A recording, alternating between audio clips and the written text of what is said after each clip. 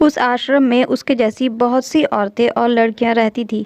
सभी की अपनी अपनी कहानी थी। सभी अपने घरों से या तो निकाल दी गई थी, उनका कोई अपना था ही नहीं। एक दिन कुछ औरतों ने महक से उसके वहाँ पर रहने की वजह पूछी। अपने गुजरे हुए वक्त को बयान करने की हिम्मत उसके अंदर नहीं थी, लेकिन फिर महक ने सोचा कि शायद इनको सब कुछ बता देने से मेरे दिल का बोझ कुछ हद तक कम हो जाए। फिर महक बताने लगी कि महक के पापा एक गवर्नमेंट सेक्टर में काम करते थे। महक और उसके एक और बहन थी जिसका नाम पलक था। वे महक की सगी बहन नहीं थी, बल्कि उसके पापा की पहली बीवी से थी। फिर जब पलक की मां की मौत हो गई तो फिर महक के पापा ने दूसरी शादी कर ली, जिसके 1 साल बाद महक की पैदाइश हुई। महक पलक से 4 साल छोटी थी, लेकिन पलक अपनी छोटी बहन महक को बड़ा प्यार करती थी। लेकिन महक की माँ पलक को ज़रा भी पसंद नहीं करती थी और उस पर जुल्म करती थी। लेकिन पलक कभी भी अपने पापा से इन सब बातों की शिकायत नहीं करती और खामोशी से हर जुल्म को सहती रहती थी। महक की माँ महक को भी अलग कमरे में ले जाकर समझाती कि पलक से दूर रहा करो, यह तुम्हारी दुश्मन है। लेकिन महक अपनी माँ की किसी बात पर भी ध्यान नहीं देती थी। वह तो सिर्फ अपनी बहन पलक की ही बात सुनती थी। जब पलक ने 10वीं पास कर ली तो एक दिन उसके लिए उसकी सगी मौसी के घर से रिश्ता आया था। उनका बेटा कनाडा में रहता था। महक जानती थी कि उसकी बहन पलक भी अपने कज़िन को पसंद करती है, लेकिन महक को डर था कि शायद उसकी माँ इस रिश्ते के लिए हामी ना भरे। लेकिन न जाने उस लड़के ने महक की माँ पर क्या जादू किया कि महक की माँ इस रिश्ते के लिए फ़ौरन ही तैयार हो गई। इस तरह से पलक शादी होकर अपने पति के साथ कनाडा चली गई और महक अपने घर में अकेली हो गई। वक्त यूं ही धीरे धीरे आगे बढ़ने लगा। महक की पढ़ाई जारी रही और फिर उसने यूनिवर्सिटी में एडमिशन ले लिया। वहाँ पर उसकी दोस्ती साहिल नाम के एक लड़के से हुई और उन दोनों की दोस्ती कब पसंद में बदल गई उन दोनों को पता ही न चला। यूनिवर्सिटी कंप्लीट होने के बाद साहिल ने अपनी मौसी को रिश्ते के लिए महक के घर भेजा, क्योंकि साहिल के माँ बाप अब इस दुनिया में नहीं थे। लड़का अच्छा था तो महक के माँ बाप को भी ये रिश्ता पसंद आ गया और उन्होंने हाँ कर दी। जब यह खबर महक ने अपनी बहन पलक को सुनाई तो उसने लड़के के बारे में महक से पूछा। हालांकि वह इस रिश्ते को लेकर बहुत खुश थी। पलक अपने पति के साथ कनाडा में रहती थी और शादी की तारीख पक्की होने पर वह दोनों इंडिया आ गए थे। उन्होंने शादी के गिफ्ट के तौर पर महक को सोने के कंगन गिफ्ट किए थे और कहा कि ये तुम्हारी शादी का गिफ्ट है। कंगन देखकर महक बहुत खुश हो गई। उन दिनों महक के माँ बाप शादी के लिए शॉपिंग करने बाज़ारों के चक्कर लगा रहे थे और इसी सिलसिले में ज़्यादातर घर से बाहर रहते थे और पलक घर में महक के पास ही रहती थी और उसका पति वापस जा चुका था। एक दिन जब दोनों बहनें घर में अकेली थी और उनके माँ बाप बाहर गए हुए थे, तब महक को एक अनजान नंबर से कॉल आई। जो खबर महक को सुनने को मिली थी तो उसके पैरों तले ज़मीन ही निकल गई। एक कार एक्सीडेंट में महक के माँ बाप की मौत हो चुकी थी। अचानक महक की चीख निकल गई और वह ज़ोर ज़ोर से रोने लगी। उसके रोने और चिल्लाने की आवाज़ से पड़ोस के लोग भी जमा हो गए। अपने माँ बाप की मौत के बाद महक बिल्कुल अकेली रह गई थी, लेकिन पलक ने इस वक्त महक की माँ और बाप दोनों की जगह संभाली और बहुत अच्छे ढंग से शादी करके महक को विदा कर दिया। महक का ससुराल बहुत अच्छा था और सब उसका बहुत ख्याल रखते थे। वह अपनी पिछली ज़िंदगी के गुजरे हुए दुख को भुलाकर धीरे धीरे अपने घर में एडजस्ट होने लगी थी। दूसरी तरफ शादी के बाद पलक भी उससे कभी मिलने नहीं आई थी, लेकिन फ़ोन पर हमेशा बहुत अच्छे से बात करती। वह अब तक इंडिया में ही अपने माँ बाप के घर में रह रही थी और आगे भी कुछ टाइम तक इस घर में रहने का इरादा था। महक हमेशा सोचती थी कि मेरी माँ ने मेरी बहन के साथ कितना बुरा सलूक किया था। हमेशा उसके साथ सौतेली माँ वाला बर्ताव रखा, जबकि आज उनकी सगी बेटी पर मुश्किल वक्त आया तो इस सौतेली बेटी ने सहारा दिया था। एक दिन महक सुबह नहाकर जब तैयार होने लगी तो उसने वही कंगन पहन लिए जो उसे उसकी बहन पलक ने दिए थे। वह कमरे से बाहर निकल आई और सबके साथ नाश्ता करने बैठ गई। उसकी मौसी सास की नज़र सबसे पहले उसके कंगनों पर पड़ी थी। अचानक उनके चेहरे का रंग बदल गया और उन्होंने नाश्ता छोड़कर महक को घूरते हुए पूछा, यह कंगन तुम्हें किसने दिए हैं? महक ने जवाब दिया कि मेरी बहन और बहनोई ने मुझे शादी का तोहफा दिया है। नाश्ते की मेज़ पर घर के सभी लोग उसकी तरफ देखने लगे और गुस्से से उसे घूरने लगे। सबको अपनी तरफ इस तरह घूरता हुआ देखकर महक घबरा गई थी। झूठ बोलती हो तुम, ये हमारे ख़ानदानी सोने के कंगन हैं और हमारे घर से चोरी हुए थे। यह सुनकर महक हैरान और परेशान सबको देखने लगी थी। उसे कुछ भी समझ नहीं आ रहा था कि ये सब क्या कह रही हैं। उसने कहा, आप लोग मेरी बहन से पूछ लीजिए। महक ने उठकर अपनी बहन को फ़ोन मिलाया और उसी से पूछा कि शादी के दिन जो कंगन तुमने मुझे पहनाए थे वह उसने कहाँ से लिए थे। पलक कहने लगी, यह कंगन माँ के पास थे। वह तुम्हारी शादी के खर्च के लिए ये कंगन बेचने जा रही थी, तब मैंने माँ से ख़रीद लिए थे। यही बात महक ने अपने ससुराल वालों को बताई तो सबके चेहरों के रंग उड़ गए। सभी महक को शक की निगाहों से घूरने लगे। साहिल ने तो महक को बहुत बुरी तरह से मारना पीटना शुरू कर दिया। महक बौखला कर रह गई। यह सब क्या हो रहा है और उसे किस बात की सज़ा मिल रही थी। सभी घर वाले खड़े तमाशा देखने लगे और आखिरकार वह क़यामत भी उस पर टूट पड़ी जिसे उसने कभी सोचा भी नहीं था। साहिल ने महक को गुस्से में आकर तलाक दे दी और उसे घर से निकाल दिया। महक रोते हुए अपने घर वापस आई और अपनी बहन को सारी कहानी सुनाई। वह पलक से पूछने लगी कि मुझे उन कंगनों का राज जानना है, लेकिन पलक ने कहा वह नहीं जानती कि उसमें क्या सच्चाई है। पलक कहने लगी कि तुम्हें अपनी ससुराल वालों से पूछना चाहिए था, यूँ मुंह उठाकर यहाँ नहीं आना चाहिए था। महक अपनी बहन की बातें सुनकर दंग रह गई। महक का घर उजड़ चुका था और वह महक को ही सुना रही थी।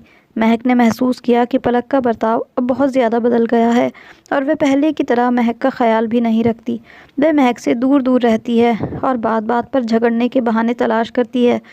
एक रात महक अपने कमरे में जब अकेली बैठी रो रही थी तो उसे प्यास लगी। उठकर अपने कमरे से बाहर निकल आई। वह किचन की तरफ जा रही थी, लेकिन पास में ही उसकी बहन के कमरे से उसे पलक की आवाज़ आ रही थी। वह किसी से फ़ोन पर बात कर रही थी। रात के उस वक्त वह किससे बात कर सकती थी। महक के दिल में शक आया तो वह दबे पांव उसके कमरे में चली गई और उसकी बातें सुनने की कोशिश करने लगी। तो जब महक ने बात सुनी, पता चला वह अपने पति से बात कर रही थी। उसकी बातें सुनकर तो महक के पैरों तले ज़मीन निकल गई। महक ने चीख कर कहा, आप ये घर कैसे बेच सकती हैं, जबकि इस घर में मेरा भी हिस्सा है। पलक ने पलटकर महक की तरफ देखा और ऐसा जाहिर किया जैसे उसे कोई फ़र्क ही नहीं पड़ा हो। उसने गुस्से से महक को कहा कि अब देख, मैं तुमसे और क्या क्या छीनूंगी। बचपन में इसने मेरे माँ बाप दोनों छीन लिए। महक ने दुख से उसकी तरफ देखा और कहा, यह आप कैसी बातें कर रही हैं। मैं क्यों आपसे सब कुछ छीन लूँगी, और यह घर तो हम दोनों का है। इस घर के अलावा मेरा कोई और ठिकाना नहीं है। आप तो वापस चली जाएंगी, लेकिन मैं कहाँ जाऊँगी। मेरा बाप आपका भी बाप था। जिस दिन वह मरे हम दोनों यतीम हो गए थे और मैंने आपकी माँ को नहीं मारा था। तब पलक एकदम से बोल उठी कि तुमने नहीं, लेकिन तुम्हारी माँ ने मेरी माँ को मारा था और अब तुम्हें इसीलिए सारी ज़िंदगी सज़ा मिलती रहेगी। यह घर मेरी माँ के नाम था और उसे पता था कि तुम्हारी माँ दूसरों के घर उजाड़ने वाली आवारा औरत है, इसीलिए ये घर मरने से पहले वह मेरे नाम कर चुकी थी। मगर शुक्र कि ये बात तुम्हारी चुड़ैल माँ को पता नहीं चली। पलक ने जब महक की मरी हुई माँ को चुड़ैल कहा तो महक से भी रहा नहीं गया और वह गुस्से से फट पड़ी कि अब मेरी माँ को कुछ मत कहना, वरना मुझसे बुरा कोई नहीं होगा। पलक की बातें सच ही थी। महक की माँ शादी से पहले एक आवारा औरत मशहूर थी, मगर अब पलक की बातें सुनने का महक के अंदर हौसला नहीं था। महक ने कहा कि अब इन बातों का कोई फ़ायदा नहीं है। मेरी माँ मर चुकी है और रही बात घर की, तो मैं खुद ही यहाँ से चली जाती हूँ। आप रहिए इतने बड़े घर में। महक सदमे की हालत में रोती हुई अपना घर रात के अंधेरे में छोड़ आई थी। घर से निकलकर सड़क पार करते हुए उसकी एक कार से टक्कर हो गई। ये तो उसकी किस्मत अच्छी थी कि कोई गलत हाथों में नहीं फंसी, ना ही तो जाने उसका क्या हाल होता। खैर जो भी था, उसने महक को अस्पताल पहुंचाया और फिर तो उसकी बदौलत आज वह इस आश्रम में भेज दी गई। उसने अपनी पूरी कहानी सारी औरतों के सामने रख दी थी और सभी औरतें उसकी कहानी सुनकर उस पर तरस खाते हुए अपने अपने कामों में लग गई थी। महक ने इस आश्रम में कई दिन गुजारे थे। एक दिन आश्रम की मालकिन ने उसे एक मैसेज भेजा कि कोई महक से मिलने आया है। यह खबर सुनकर महक बहुत खुश हुई थी कि शायद उसकी बहन पलक को अपनी गलती का एहसास हो गया है। एक अलग कमरे में एक अनजान इंसान को देखकर महक हैरान हो गई। ये कौन है जो मुझसे मिलना चाहता है? उससे बात करने पर पता चला कि ये वही आदमी है जिसकी गाड़ी से महक का एक्सीडेंट हुआ था। उस इंसान ने महक को बताया कि वह अस्पताल से उसका पता मालूम करके यहाँ पहुँचा है। जब उसे पता चला कि महक का इस दुनिया में कोई नहीं है तो वह महक की कुछ मदद करने चला आया था। महक ने उससे कहा कि मुझे उसकी कोई मदद नहीं चाहिए, वह यहाँ सुकून से रह रही है। लेकिन वह इंसान बार बार महक से मिलने आता रहा और हमेशा उसके लिए महंगे गिफ्ट्स लाता रहा। एक दिन उस इंसान ने उस आश्रम की मैडम को महक से शादी का प्रपोज़ल भिजवाया। मैडम ने जब महक को उसकी शादी के मैसेज दिया, जिसे सुनकर महक सोच में पड़ गई कि यह अनजान इंसान के साथ शादी करना क्या ठीक होगा, जिसे वह जानती तक नहीं। लेकिन दूसरी बहुत सी औरतों ने महक को समझाया कि बेहतर ज़िंदगी के लिए यह एक बेहतरीन चांस है। थोड़े दिन इंतज़ार और सोच विचार के बाद महक ने उसका प्रपोज़ल कबूल कर लिया और यूं उनकी सादगी के साथ शादी हो गई। शादी के बाद महक अपने पति के साथ चली गई, जहां उसकी एक बीमार मां पहले से ही मौजूद थी, जो कि बिस्तर पर बीमार पड़ी थी। महक के पति ने यह बात उसे पहले नहीं बताई थी। महक उसके झूठ पर बहुत दुखी हुई। वह सोचने लगी कि इस इंसान ने भी मुझे इस्तेमाल किया। लेकिन महक के पति ने उससे कहा कि अगर तुम मेरी बीमार माँ को संभाल लो तो वह दुनिया की हर नेमत तुम्हारे कदमों में रख देगा, क्योंकि वह अपनी माँ से बहुत प्यार करता था और उसके लिए किसी गैर औरत या नौकरानी पर भरोसा नहीं कर सकता था। महक चुपचाप उसकी माँ की सेवा में लग गई।